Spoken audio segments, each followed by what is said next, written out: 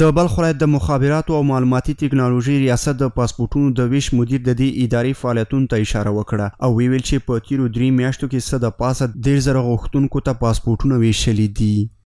در حدود 3 ماه پاسپورت که محل توزیع را که ما انتقال دادیم در پستخانه شهری در حدود 29,000 پاسپورت توزیع کردیم. د پاسپورت د ویش مسؤل وایي چې د مزار شریف ښاریانو ته د پاسپورټونو ویش په عادي ډول ترسره کیږي او دا یې هم په ډاګه کړه چې هره اونۍ د دغه مرکز له لارې نږدې 1000 پاسپورټونه د بلخ ولایت اوسیدونکو ته ویشل کیږي. بیشتر از 1,000-2,000 پاسپورت در هفته پاسپورت از مرکز میان یا ما هم توزیع که میکنیم.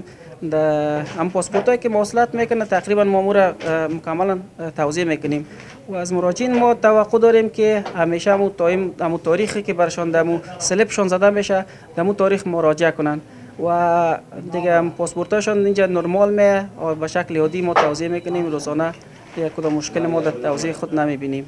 په بلخ کې د اسلامي امارت مسؤلین هڅه کوي د پاسپورټونو د ویش په ریاست کې د خلکو ټولنیزې ستونزې هوارې او حل کړي.